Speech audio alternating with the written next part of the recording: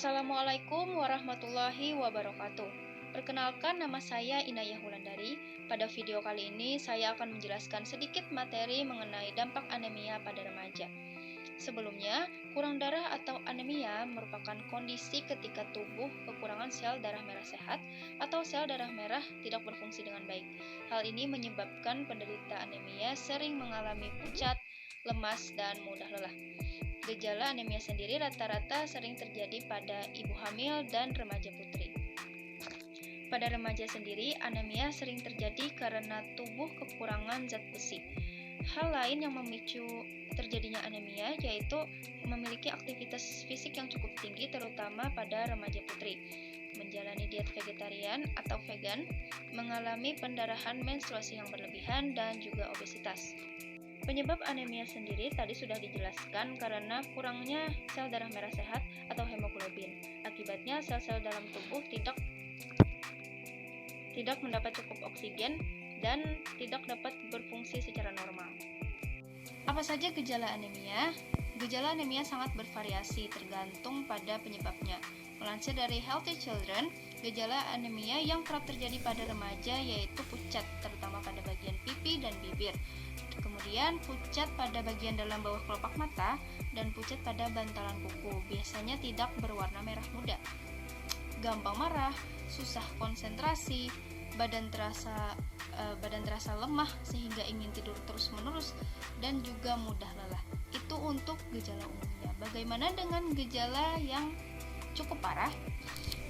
Untuk gejala yang cukup parah, biasanya terjadi sesak napas, detak jantung cepat, tangan dan kaki bengkak, sakit kepala, pusing dan pingsan, hingga refleks kerap menggerak-gerakkan kaki. Bagaimana cara mengatasinya? Di sini saya akan menjelaskan cara mengatasi anemia pada remaja. Yang pertama, minum suplemen zat besi. Cara termudah untuk terhindar dari anemia ialah mengonsumsi suplemen zat besi. Waktu yang tepat untuk mengonsumsinya ialah pada waktu pertengahan jam makan.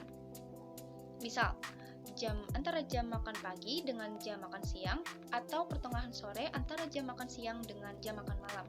Namun, makanan yang dikonsumsi juga harus mendukung. Usahakan untuk mengonsumsi makanan yang banyak mengandung vitamin C karena dapat membantu penyerapan zat besi lebih cepat. Dan usahakan untuk menghindari makanan yang mengandung kalsium karena kalsium menghambat penyerapan zat besi. Jadi hindari mengonsumsi zat besi dengan susu, dan juga hindari mengonsumsi zat besi secara berlebihan, suplemen zat besi secara berlebihan karena dapat berbahaya bagi kesehatan.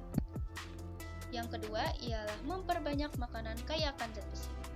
Zat besi ialah mineral yang berperan penting dalam proses produksi sel darah merah.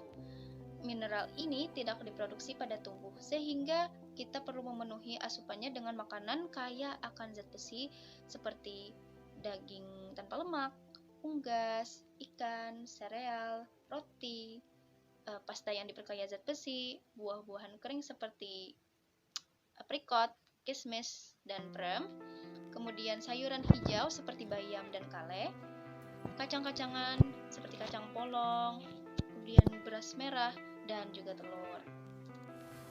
Dan yang terakhir, suplemen penambah darah.